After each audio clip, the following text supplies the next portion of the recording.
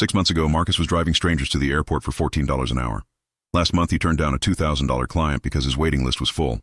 He hadn't learned a new skill, he hadn't worked harder, and for a reason he couldn't fully explain, he still felt like he was getting away with something. That feeling had a name, and understanding it was worth more than everything he had earned. In our last video, Marcus made his first $500 consulting engagement. 6 hours, one client, one broken fulfillment operation made functional. The math was simple and the result was undeniable. But the $500 didn't answer the question that kept him up at night. If one 6-hour engagement was worth $500, what was the repeatable system behind that engagement worth? Not the hours, not his presence, the knowledge itself, the specific sequence of steps that produced a predictable outcome. Could it be packaged, replicated, delivered to 10 clients instead of one without requiring 10 times as much of his time? He brought that question to the woman with the notebook on a Thursday morning. She listened without interrupting. Then she said something he hadn't expected. That question is worth more than the $500. Most people who have a successful first engagement ask how they can find another client just like it, she said. You're asking something fundamentally different. You're asking how to turn one good result into a system that produces that result reliably. That's the question that separates people who consult from people who build. She picked up her phone and made one call. 2 days later, Marcus was sitting across from someone who had answered that question 3 times and built 3 businesses from the answer. She had spent 15 years building consulting practices. 3 built, 2 sold. She spent her time now sitting across from people who were exactly where Marcus was standing. One good result, no system, no idea what they were actually holding. She asked Marcus to describe exactly what he had done for his first client. Every step, every decision, every conversation. He walked her through it. The initial call to understand the scope, the audit of their current fulfillment process, every touch point from order placement to delivery, the identification of 3 specific inefficiencies ranked by impact and implementation cost, the written recommendation with a clear timeline, the follow-up call 2 weeks later to measure the result. She listened without writing a single word. When he finished, she said 4 words. You have a product. Marcus shook his head. It was a consulting engagement. It was a repeatable process with a predictable outcome, she said. That's a product. The difference between a consultant who trades hours for money and a consultant who builds real wealth is simple. One delivers a service from scratch every time. The other delivers a system that produces the same outcome reliably, regardless of which client is sitting across from them. You have a system. You just haven't recognized it as one yet. This is the moment most people in Marcus's position miss completely. They celebrate the $500. They go find another client. They work another 6 hours. They earn another $500. And 5 years later, they're sitting in the same place wondering why nothing has changed. She pulled out a notebook and slid it across the table. Walk me through your process one more time. This time, name each step. What are you actually doing at each stage? Marcus talked. She wrote. 25 minutes later, she slid the notebook back. His 6-hour engagement had been distilled into 5 distinct steps. Each step had a name. Each name described a specific deliverable. Together, the 5 steps formed what she called a signature process, something that could be documented, taught, and eventually delivered by someone other than Marcus himself. Right now, you are the product, she said. Your time, your presence, your 6 hours in the room. The moment you document this process and package it as a system, the product becomes the system. And systems scale. People don't. She held up 3 fingers. 3 things. First, raise your price immediately. You charged $500 for 6 hours of your time. You should be charging $1,500 for a documented system with a guaranteed outcome.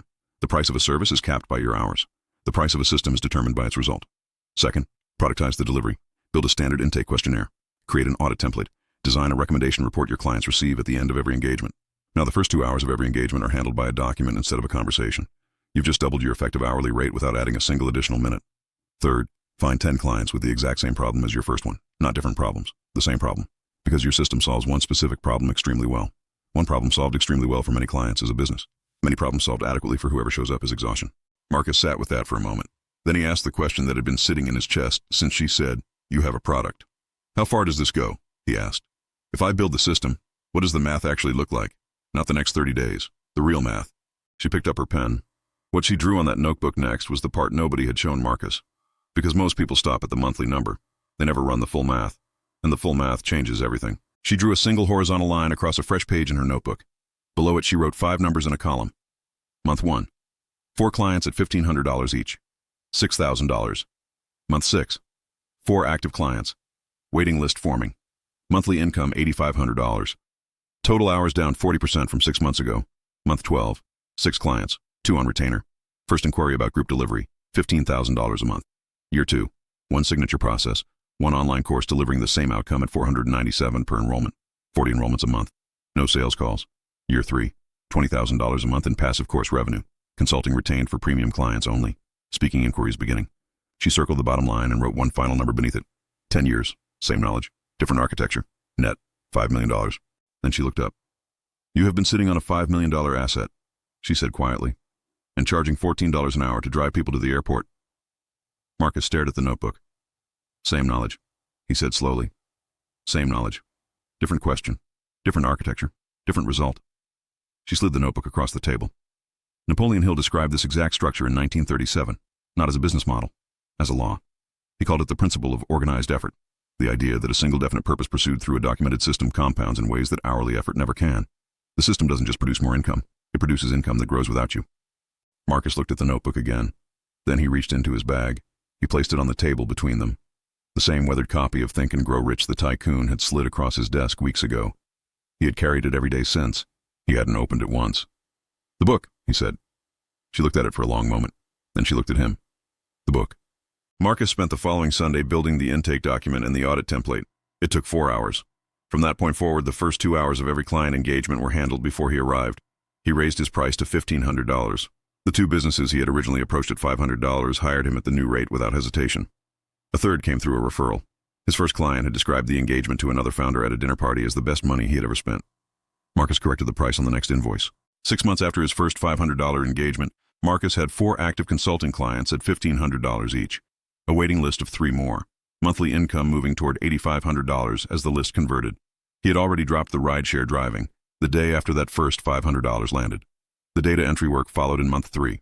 He was working fewer total hours than at any point in the previous 4 years, and generating more income than all 3 jobs combined had ever produced. He called the woman with the notebook with the numbers. She listened to every one of them without interrupting.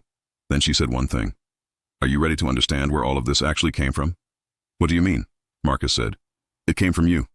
From the Tycoon. From the work. It came from something older than any of us, she said.